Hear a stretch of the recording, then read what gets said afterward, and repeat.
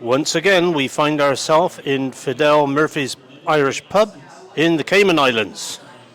And as you can see by that badge, Manchester United are taking on Leicester today.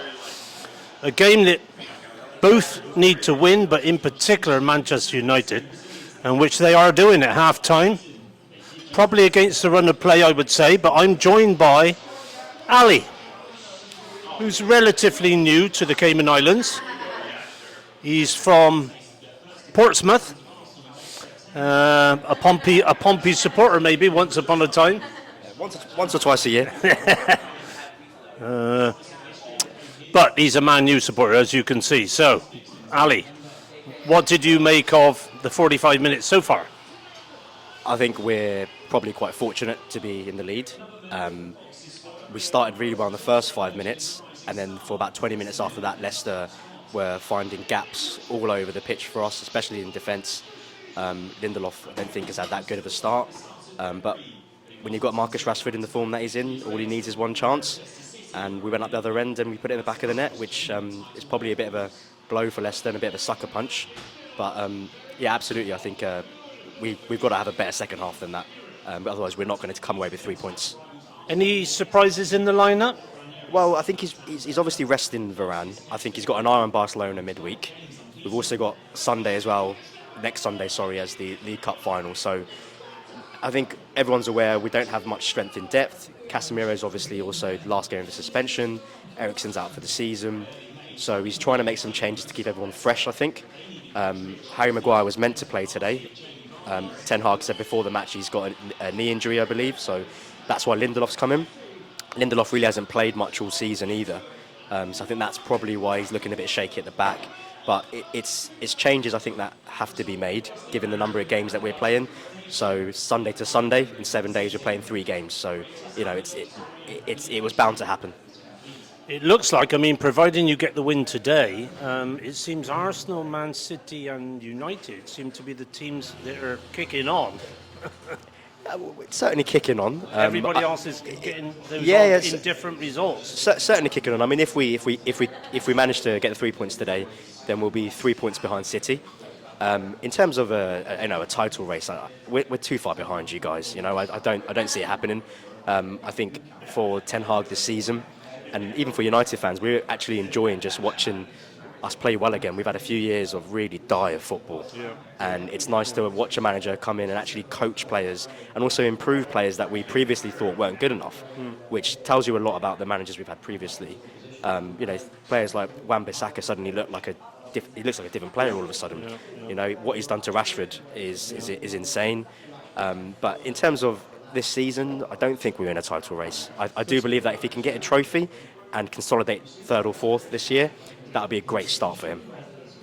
To me, there's quite a few parallels with Arsenal. Arteta, giving him time, getting rid of the troublemakers, blah, blah, blah. I mean, this guy is doing something else. Yeah, I totally agree. I think, Arsenal, they were absolutely correct to stick with Arteta, give him the time, give him everything that he needs. But also, I think from our point of view, and I'm sure many Arsenal fans would point out, is yes, we're giving Ten Hag time and we're backing him, but also he's getting a lot more money to spend than Arteta has at Arsenal. Yeah. So to be fair to Arsenal fans, I'm sure they'll be thinking, oh, hang on, you can't compare the two here.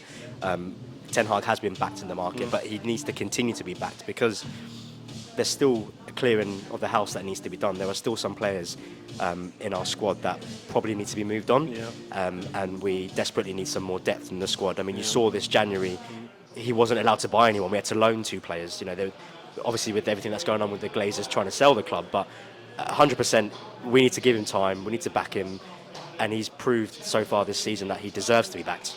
Do you think that the Glazers, this sort of impasse with the sell, might affect the summer window? I mean, is there time to get the new owners in and all the plans in place, do you think, for Ten Hag to have a good summer? From a fan's point of view, we absolutely hope so. So from everything you read, and obviously, you know, you have to take some of that stuff with a pinch of salt, of course, but everything you read at the moment is that the sale should be done by Easter, is what they're saying.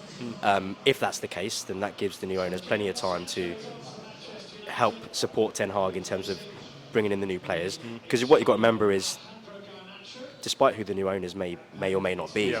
Ten Hag and his team will have already identified who they want to go for in the summer. So that, I doubt, probably won't change. The only thing that could change is maybe the level of funds available.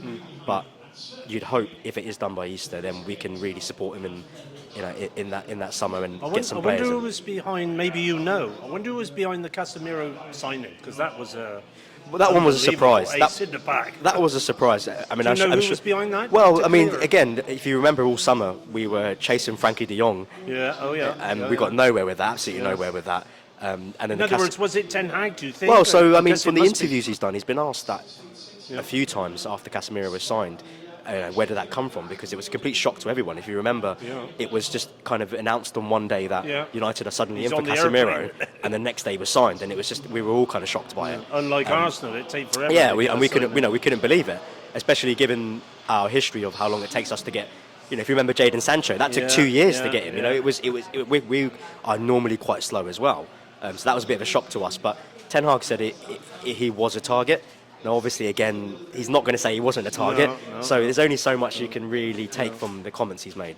And I thought from an outsider that he would be a kind of mercenary type of signing where he didn't really care, whatever, but apparently not. He's I think full everyone on. thought that. I think everyone thought he's taken a payday. Yeah, He's won everything at Madrid, and he's coming here to earn his paycheck. And we've had a history of that. If you remember, we signed Bastian Schweinsteiger from Bayern Munich. Yeah. Didn't quite work out for us. It was very clear he probably came for just a bit of a payday and whatnot. But Casemiro's proved that he really wants to be here. You can tell he's desperate to it. You see him in the games.